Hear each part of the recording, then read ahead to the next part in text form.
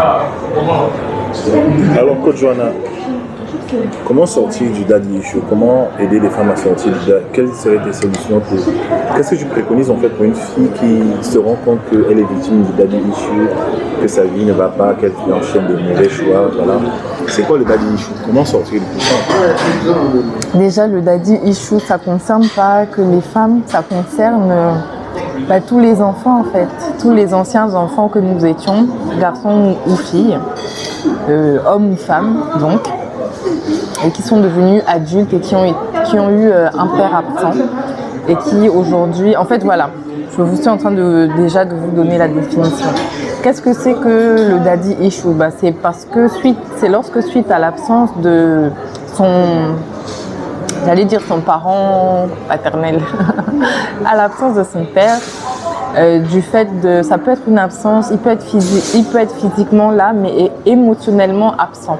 Donc un parent qui est là, mais qui est très occupé, un parent qui est là, mais qui ne veut pas s'impliquer d'aucune façon que ce soit au niveau de ses enfants. Il y a des parents qui sont malades, c'est-à-dire qui sont atteints parfois de maladies très graves en fait. Ils sont là physiquement, mais ils sont dans l'incapacité d'apporter ce dont l'enfant a besoin de manière Merci.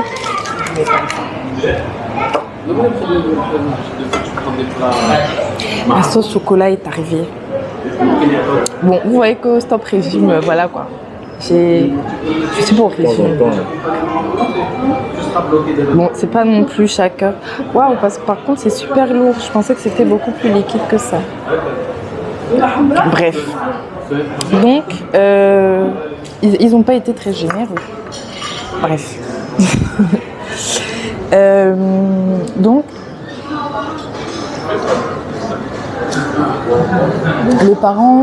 le père a été absent et il n'a pas pu jouer son rôle en fait. C'est-à-dire qu'il n'a pas pu assurer émotionnellement, il n'a pas pu assurer matériellement, il n'a pas pu assurer psychologiquement, il n'a pas été un soutien en aucun moment et en réalité c'est comme si qu'il soit là ou qu'il soit pas là, ça n'a rien changé. Et des fois il y a des personnes qui ont des parents qui sont là dans la maison, donc ça change. Qu'ils soient là ou s'ils étaient là ou s'ils étaient morts, ça change rien.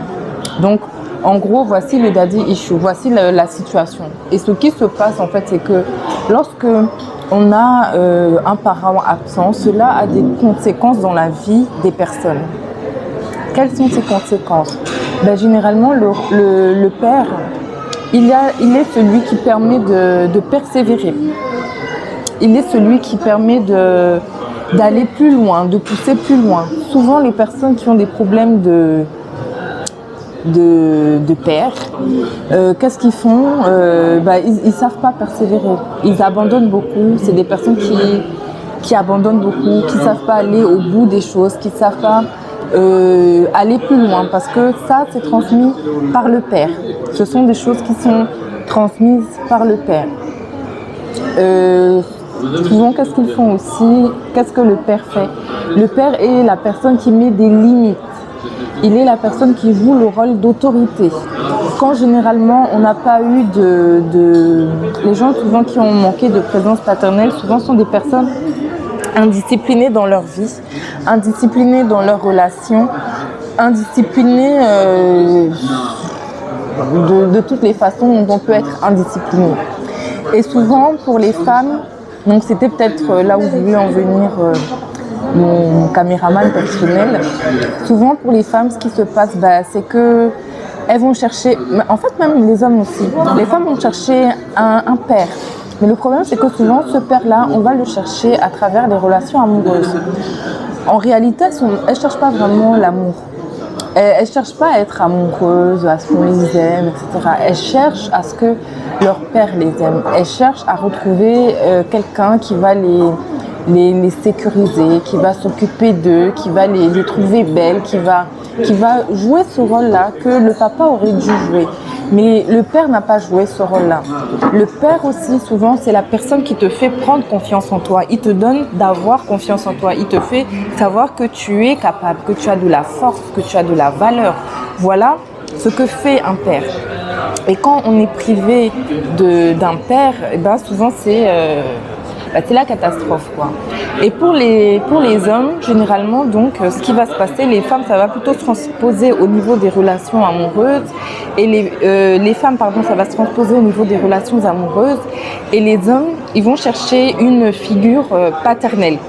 Et parfois, ça peut être avec un ami qui va jouer un petit peu un rôle de grand frère, quelqu'un qui va être fort, qui va jouer un petit peu un rôle de leader. En fait, la recherche des besoins n'est pas la même. Il y aura toujours le problème de la discipline. C'est ça que les gens finissent dans les gangs. Beaucoup. Enfin, j'ai pas envie de faire de généralité, mais c'est beaucoup de ces choses qui arrivent là parce que justement, quand on parle, je pense aux États-Unis. J'avais vu un reportage qui expliquait. Bon, peut-être que ce que je vais dire, ça va choquer des gens et tout, qui expliquait en fait la naissance, comment est-ce que le rap a été créé. Pourquoi on a créé le rap, comment le rap a été créé. Et en fait, à la base, le rap, ce n'est pas un mouvement populaire qui est né comme ça. Des gens se sont dit, oh, on va faire du rap. À la base, il y a deux personnes. Il y avait un homme et une femme. C'est des Américains. J'ai leur tête j'ai leur image en tête, mais j'ai plus leur nom, qui ont décidé de faire monter ce mouvement-là, de pousser les gens à rentrer dans ce mouvement-là, donc de rap, pour chanter des chansons pour se libérer, pour dire des choses. Mais sauf que dans cette musique, dans le rap, il y a de la violence. Vous allez voir une différence. Dans le monde noir américain, avant l'invention du rap, il y avait le jazz. Il y avait tous ces grands danseurs. Il y avait, comment il s'appelle James Brown. Voilà, il y avait James Brown. Ils chantaient, ils s'éclataient en faisant leur musique. Et c'était leur façon, parce que ces gens-là, ils ont vécu la ségrégation raciale aux États-Unis. Ils ont vécu vraiment des choses vraiment très difficiles. Les Noirs américains, à cette époque-là, dans les années 60, ils ont vécu des choses vraiment très difficiles. Et ils avaient la musique comme moyen de pouvoir s'exprimer, en fait. Et leur musique était joyeuse, leur musique était entraînante, leur musique donnait envie de danser. Ils n'avaient pas envie d'aller tuer les gens, d'aller taper les gens, quoi que ce soit. Mais alors qu'ils chantaient de toutes leurs tripes, alors qu'ils dansaient, ça exprimait des choses, vous voyez. Il y a aussi le blues. On parle, le terme, quand on dit en français j'ai le blues, ça veut dire j'ai du vague à l'âme. On exprime ses émotions, on exprime le trop plein d'émotions qu'on a, l'envie de sortir de là. On raconte ces circonstances, généralement jamais joyeuses, mais c'est toujours fait avec beaucoup de calme, avec beaucoup de paix. Il n'y a pas on s'en prend pas à quelqu'un, on s'en prend pas aux autres, on s'en prend pas à une communauté. Or, la musique, le rap en fait, le hip-hop d'une manière générale, est venu avec une nouvelle façon comment dire, ça a été une nouvelle façon pour la jeunesse noire américaine de pouvoir se voir en fait et de pouvoir se qualifier.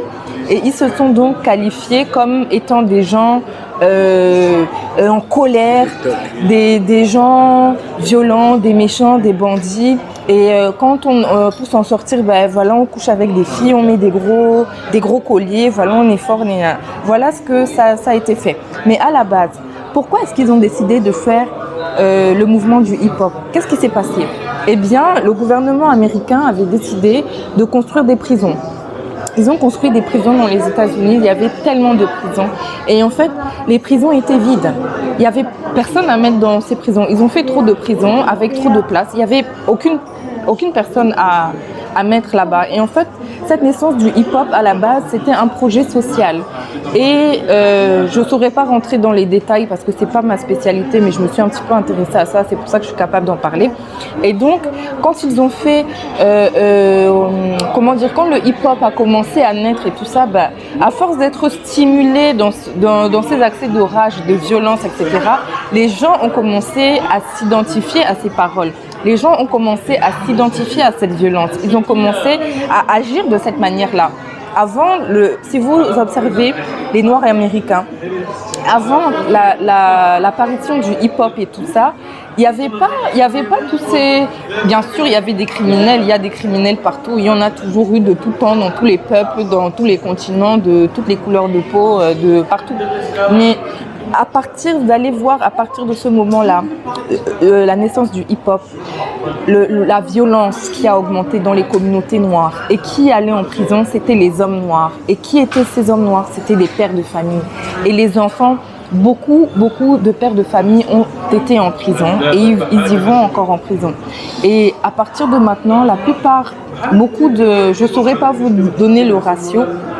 Peut-être mon caméraman qui est là en face de moi, qui sourit, il saurait dire ça mieux que moi, mais il me semble qu'aux États-Unis,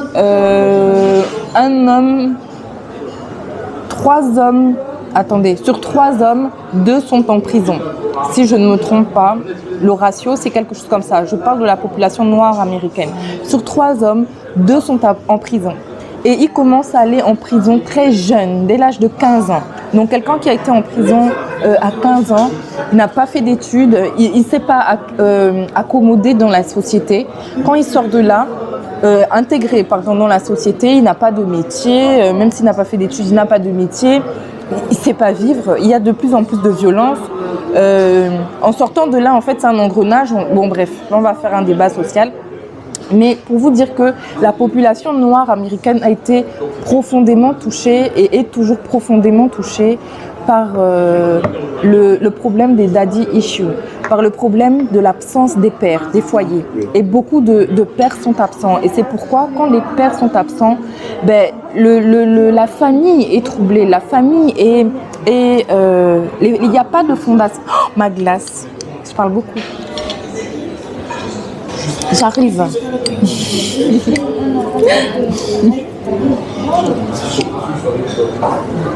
Donc les fondations sont ébranlées. Les mères, elles doivent jouer les 2 rôles. Elles doivent être père et mère. Et elles ne savent plus faire. Et il y en a, à un moment, elles ont besoin de souffler.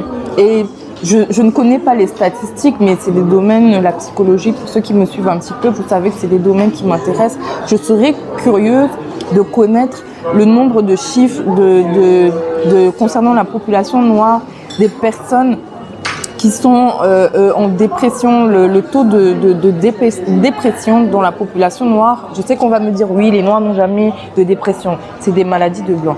Souvent ça c'est des cachettes, en fait c'est des fourre-tout, parce que on préfère dire allons de l'avant, ça va aller mieux, on va faire comme si de rien n'était, etc. Mais on se retrouve avec plein de problèmes. Bref. Et donc, désolée, hein, j'avance dans ma glace en même temps, avec beaucoup de batailles. Donc,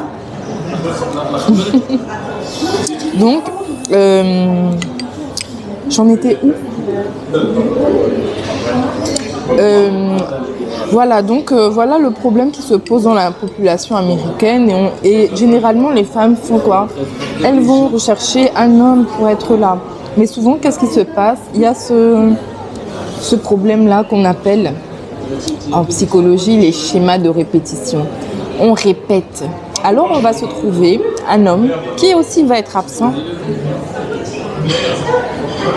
comme notre père a été absent.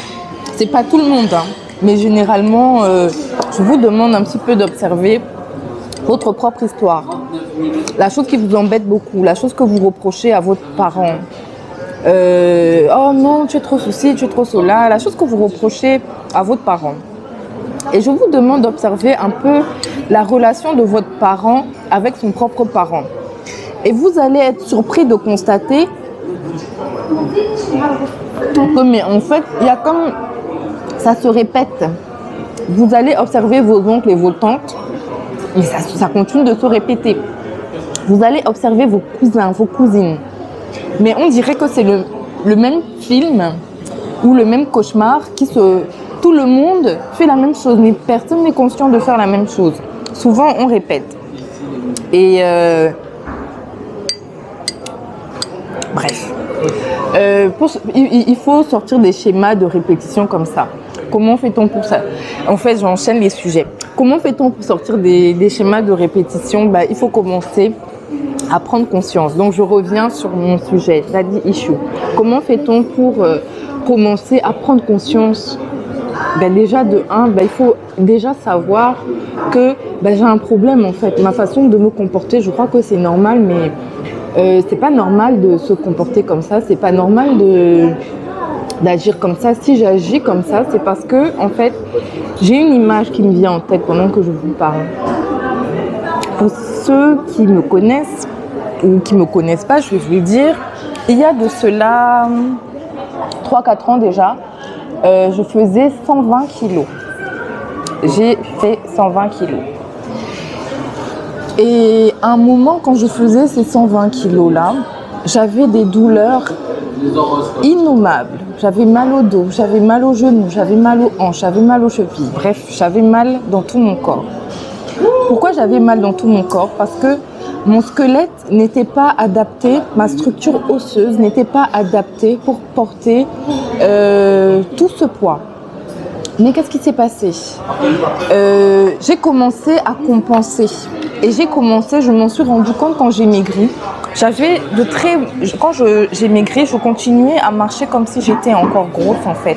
Parce que vous allez vous rendre compte que souvent les gens qui ont énormément de poids, ils sont obligés de marcher d'une certaine manière pour pouvoir équilibrer le poids. D'accord? On va dire que votre poids, d'accord, c'est votre vie, c'est votre maison. Et il y a quelque chose qui est parti. Il y a quelque chose qui n'est plus là. Et maintenant, vous avancez dans la vie d'une manière brinque-ballon parce qu'il manque quelque chose pour soutenir la structure. Il manque quelque chose pour soutenir l'absence. Mais on est en train de parler des daddy issues, mais je suis sûre qu'on pourrait faire un sujet sur les mummy issues, les problèmes des mères absentes, parce que ça existe.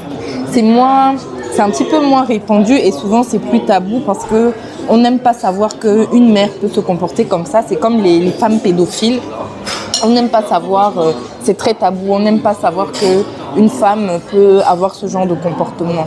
Pourtant, le péché, le mal M-A-L, the evil, il est universel, il n'a pas de couleur, il n'a pas de race, il n'a pas de... Ce qu'un homme est capable de faire, une femme est capable de faire.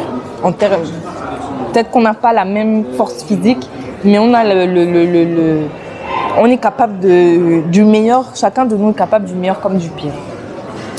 Donc, je suis sûre qu'on pourrait faire aussi un sujet sur les mummy issues et il y aurait aussi énormément à dire parce que une mère, elle a des choses à apporter, elle apporte un certain nombre de choses à son enfant, à sa fille. Et quand elle n'est pas là, quand une mère est absente, à sa fille ou à son fils d'ailleurs, quand une mère est absente, ça a des conséquences dans la vie de la personne dont la mère est absente. Il se produit des choses et qui ont des il se produit des choses qui ont des conséquences.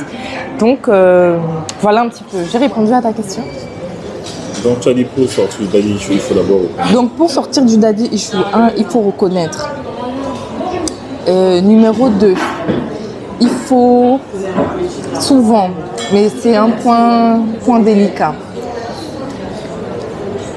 Si on a la possibilité d'avoir une personne qui peut jouer ce rôle-là, mais je veux dire que cela soit encadré, c'est bien.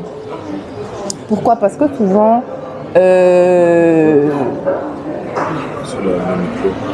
souvent quand il y a ce problème-là de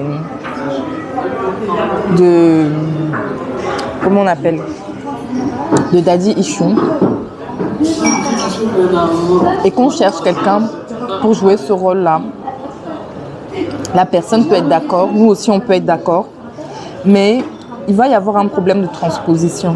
Ça veut dire que les choses que l'on reproche à notre propre père qui nous a abandonnés, on va transposer ça chez le remplaçant.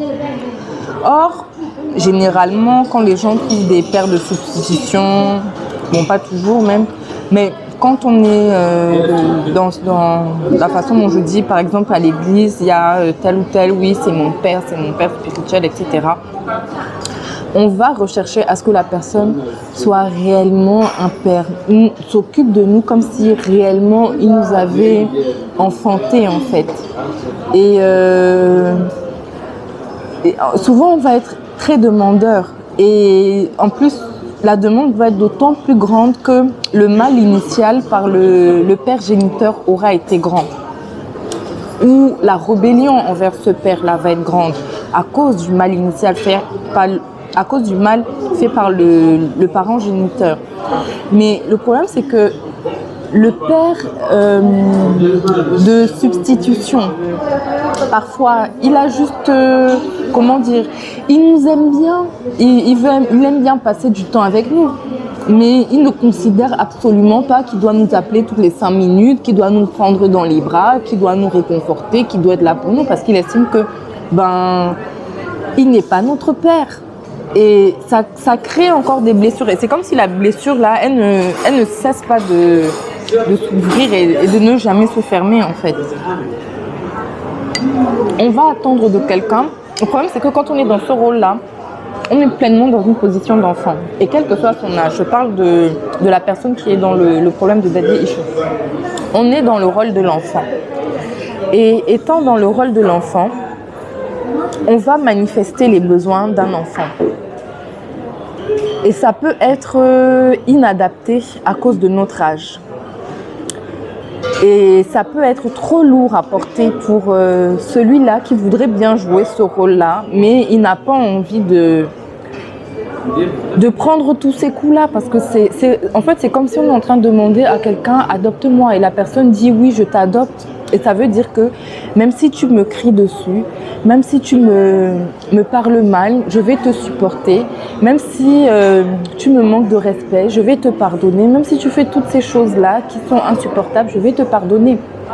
Or, c'est là où on va voir les limites des uns et des autres, où quelqu'un va dire t'es pas mon père. Généralement, c'est le père qui ne peut pas. Où on va voir l'enfant qui va manifester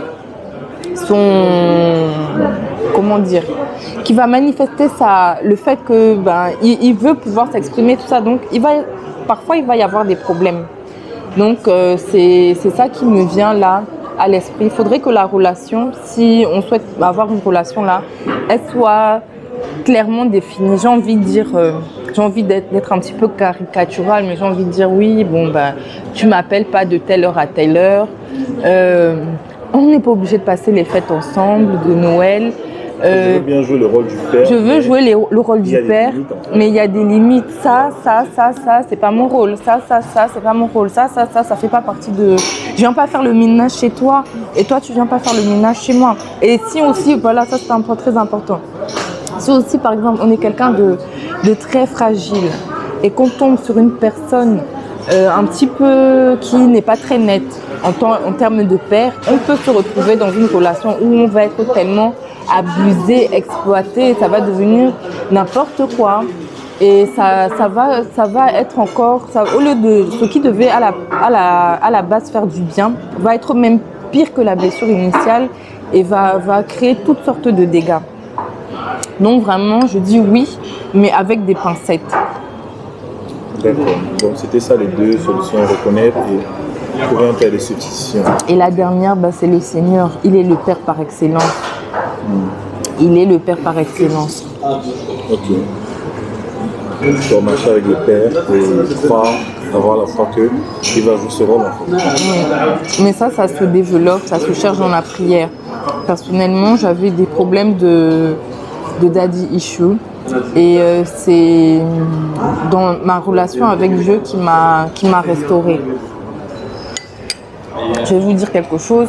J'ai essayé d'avoir des pères de substitution, mais ça n'a jamais marché en fait. Pourquoi ça n'a jamais marché? Parce que j'étais extrêmement fuyante, je n'avais pas confiance en eux. Pas parce que c'était des gens mauvais ou quoi que ce soit, mais parce que j'avais pas confiance en mon père, donc je pouvais pas avoir confiance encore plus à ces gens-là. Et puis souvent, des fois, je pense que c'est ce qu'on fait à l'église. On se choisit un père, mais en fait, on ne prend pas le temps de connaître la personne. Parce que et aussi, j'aimerais dire au père, quand tu dis à quelqu'un que tu vas être son enfant, il faut bien mesurer ces paroles-là, en fait, parce que ça a des implications. Et aussi, quand j'ai voulu, entre guillemets, à un moment, jouer le rôle de la mère de quelqu'un, mais ça s'est très mal passé en fait, parce que moi je me suis dit que je prends vraiment cette personne-là véritablement comme ma fille et je vais avoir un véritable rapport avec elle comme ma fille. Et le truc c'est que ça n'a pas pu se faire. Pourquoi? Parce que quand il s'est passé une certaine situation où j'ai eu à faire des reproches à cette fille-là, je dis pas cette fille-là, je dis juste cette fille, mon enfant à ce moment-là, cette fille qui était ma fille. Et ça s'est mal passé en fait, parce qu'elle n'a pas accepté que je lui fasse des reproches. Elle n'a pas compris que mes reproches n'étaient pas du rejet, mais au contraire, vu qu'on va avoir cette relation-là de sincérité, etc., eh bien, je vais être honnête avec toi. Et vraiment, si tu es ma fille, je vais te traiter comme ma fille et je vais t'embrasser comme ma fille. Et j'étais même prête à lui donner les doubles des clés de chez moi. Enfin, j'étais vraiment prête à l'embrasser comme ma fille. Vraiment, vraiment, vraiment, vraiment. Et j'espère qu'elle tombera sur cette vidéo. Mais malheureusement, il n'y a pas eu de dialogue possible après. Il n'y a pas eu de conversation possible après. Et ça s'est arrêté. Et du coup, c'est pas que quand les termes de père, mère, j'aime pas trop parce que c'est très délicat. C'est quelque chose que je prends pas du tout à la légère. C'est vraiment très délicat. Donc, ne courez pas derrière les pères, les mères. Commencez à vous prendre en charge. Commencez à guérir déjà de votre histoire. Commencez à la regarder, à l'affronter. Et je pense que pendant que j'ai parlé, j'ai une image qui m'est venue en tête. C'était celle-ci. Je vais paraphraser parce que je ne connais pas ce verset-là par cœur. C'est ce passage de la Bible qui dit que on ne va pas mettre une pièce de tissu neuve sur un tissu usé. Sinon, le tissu neuf va aussi se déchirer comme le tissu usé. Ça veut dire quoi? Ça veut dire que là, ta relation avec ton parent, elle est usée. D'accord? Tu n'es absolument pas restauré. Tu veux un nouveau père, tu as envie d'une mère et tu vas venir prendre cette nouvelle personne-là et tu vas venir avec tes usures dans cette relation-là et la nouvelle relation, elle va devenir comme l'ancien tissu usé, elle va être à l'image de la relation que tu avais avec tes parents. Pourquoi? Parce que tu n'es pas restauré.